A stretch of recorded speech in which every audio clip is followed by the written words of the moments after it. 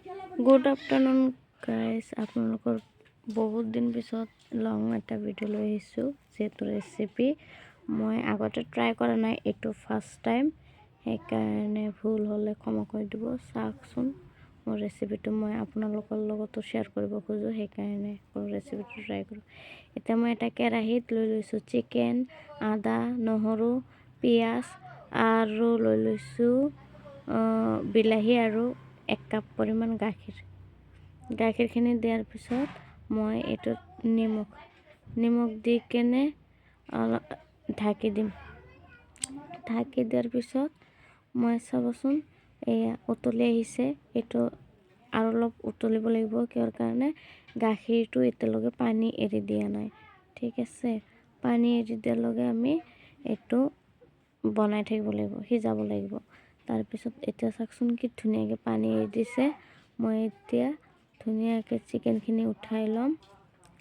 উঠাই লৈ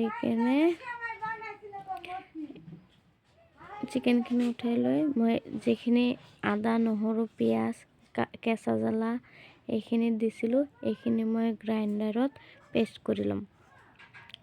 পেষ্ট কৰাৰ পিছত মই মোৰ যোনটো কেৰাহী আছে এইটো কেৰাহীতে অলপ মিঠাতেল, তাৰপিছত দিম জিৰা, গোটা জিৰাটো দিব আপোনালোকে অলপমান, আৰু ধনিয়া, জিৰাৰ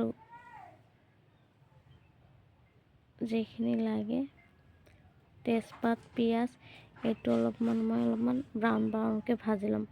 ভাজি লোৱাৰ পিছত মই যোনখিনি গ্ৰেট কৰিছিলোঁ মিক্সাৰ গ্ৰাইণ্ডাৰত পেষ্টখিনি, সেইখিনি মই এতিয়া দি দিম ইয়াত কেৰাহীত দিয়াৰ পিছত অলপমান উতলিব দিম। উতলি দিয়াৰ পিছত ইয়াতে মই যিখিনি হালধি গুড়া, জালুকৰ গুড়া আৰু ধনিয়া পাউডাৰ মিক্স চব দি দিম। ইয়াতে আপোনালোকে যি যাৱতীয় লগা বস্তু আছে মছলা দি দিব আপোনালোকে।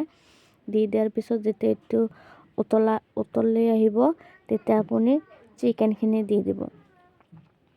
চিকেনখিনি দিয়াৰ পিছত আপুনি এইটো যিকোনো লগত খাব পাৰে, পোলাও আৰু আপোনাৰ ভাত, কিন্তু এইটো বেছি মোৰ টেষ্ট লাগিছে বাটাৰ নানৰ লগত খালে বেছি টেষ্টি লাগিব। যিহেতু পোলাওৰ লগত মই বনাই কিনে খাইছোঁ, সিমান এটা টেষ্ট অহা নাই। মোৰ তাতেতো বাটাৰ নান নহ'লে এনে নান হ'লেও হ'ব, কিন্তু বাটাৰ নানৰ লগত বেছি সোৱাদ লাগিব খাই কিনে। আপোনালোকৰ যদি মোৰ ৰেচিপিটো ভাল লাগে, আপোনালোক প্লিজ লাইক, কমেণ্ট, শ্বেয়াৰ কৰিব।